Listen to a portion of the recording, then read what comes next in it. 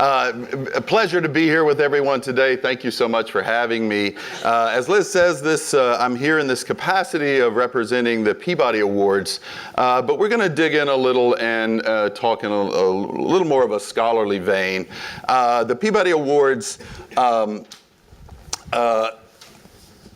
the oldest award, but it's a board of 18 individuals, showrunners, producers, journalists, scholars, TV critics that choose, and you can see both the issues that we deal with and some of the titles that have won in recent years.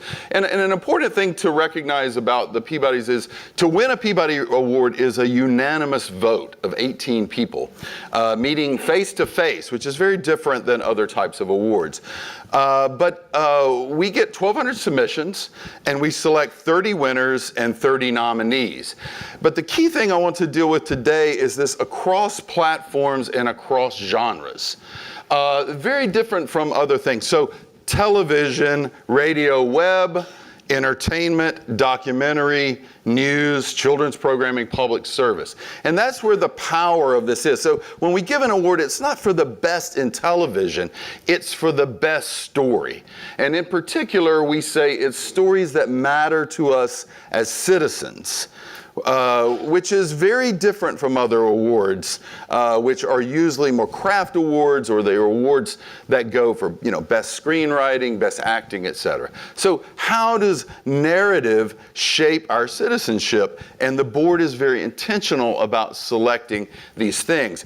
And what I want to talk today is I've been at the Peabodys for 5.5 years, and what we've noticed is that these stories accumulate, and we realize when we look across certain areas in a period of time, say 2015 to 18, in the area of race and criminal justice reform, we're giving out a lot of awards.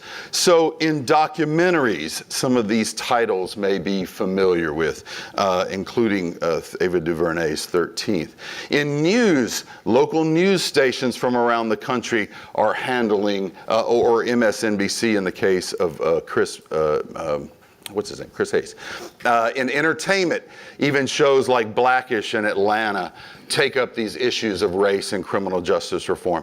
And podcasts, if you've never heard Ear Hustle, that was actually done in a prison. But all of these, when you put them together, this is 19 moments of recognition by this curatorial board, winners and nominees on race and criminal justice reform. So what? And I'm not going to show this video because there's no time, so we will. When it comes to issues of... That was Eric Deggans, our board chair. You've heard him on NPR. But and if you go to our website, the Peabody Media Center, you'll see about a 4-minute sizzle on that, and that brings these stories to life. But what happens in these stories is that these are the themes that come forward. And I won't recite them all for you, but you can see. And the power here is precisely because they're different genres. That is to say, an entertainment show like Blackish or Atlanta is going to deal with these issues in very different ways than a documentary or a podcast. But as media students and scholars, we all know, actually the most important is that audiences attend to these things in different ways. We're attracted to different media. If you're a podcast aficionado and love it, you know your relationship to that medium is different. And that's precisely the point. When we have 19 stories, and these are just Peabody winners, the folks in the Media Center are actually studying how many of these submissions do we get across these many years. So the winners themselves are articulating these very important themes about race and criminal justice. So the point here is that narratives do add up, and that the whole is greater than the sum of the parts, or at least that's what I'm trying to advocate here. And you'll see from these graphics, we've given 14 winners to rape and sexual assault in 4 years as well. And so the Me Too movement stands upon these narratives that have been done and found receptivity. So the title of my talk today is The Power of Narrative Accretion for Reform Movements. What we're talking about here is that cultural change needs narrative change. We've seen that with LGBT rights, acceptance of gay marriage, and frankly, we've seen this in the first important step of passage by, and Trump signed it, amazingly, of criminal justice reform very recently. So one thing I want to make, point I want to make here is the relationship between art. So I'm going to house storytelling across these genres as what artists do. And in particular want to call out the difference between recognition and seeing. One author wrote, once we recognize an object, we stop really seeing it. So we recognize Latinos as gangsters and thugs. We recognize Muslims portrayed as terrorists. But what art does is art leads us to estrangement from such habitual representations. Art lets us see things anew. Art helps make things strange. And that's precisely what I would argue is the power of storytelling, is to bring that moment of estrangement. So to say that narrative accumulation, story accumulation, I'm not saying anything really new.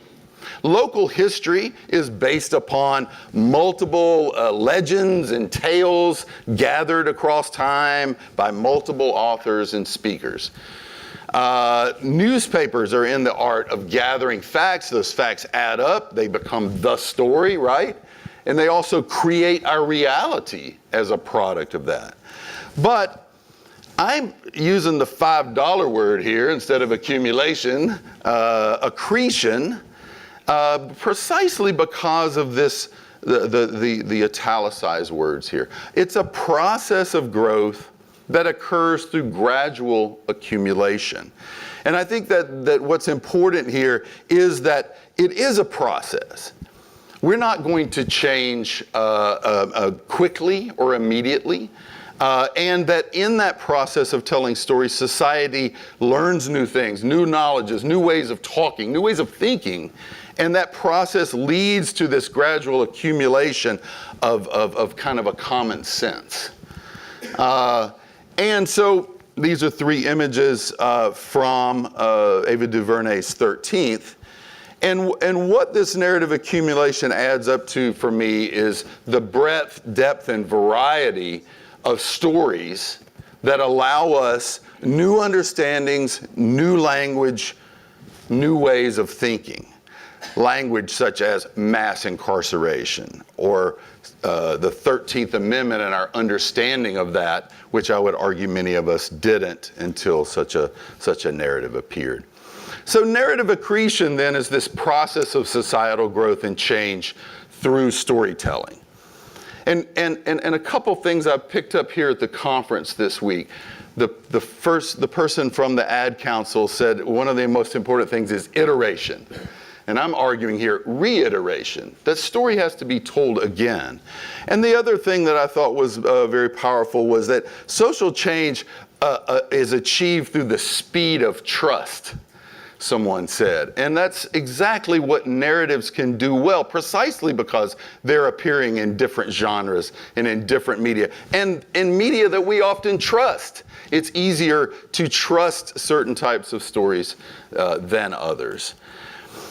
So this actually stands on a body for those who want to put on our scholarly hat on the research of George Lakoff, a cognitive scientist, the communication scholar George Gerbner, philosopher Martha Nussbaum. All of them would, if we had more than 18 seconds, the types of things we could talk about of how and why this theory stands on established scholarship. So the stories in our head are the motivators for social action, policy, and reform. These become a common reservoir from which to speak and to advocate, and it shapes how we talk and think, and becomes our kind of language for dialogue. So I'll leave you then with these 5 recommendations or strategies. And I liked how Frank is specifically asking for us, what do we do with these presentations? Where do we go? Number 1, if you're a funder, keep funding these stories.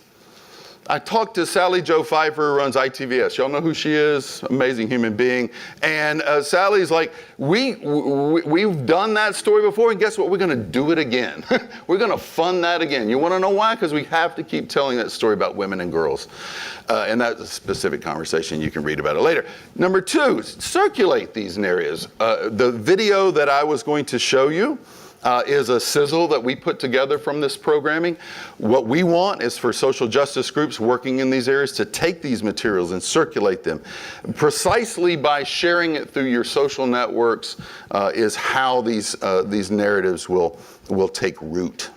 Third, different audiences respond to different narratives. Straight up Comm 101, but the more these stories populate different areas of our media ecosystem, the more it will be easy for us to take up these narratives as common sense. Number 4, appropriate best arguments and language from these stories. Again, Ava, I thought, did the best job of taking 4 blocks of historical citizenship that we've known and put them together into a narrative that you can re-articulate in a damn elevator speech. Tell somebody, here's why it is wrong. And that language and those arguments can be very effective. And then finally, measure the impact these stories are having. There are ways to do that, and that's another conversation for another day. Thank you so much for having me. It's a pleasure to be here.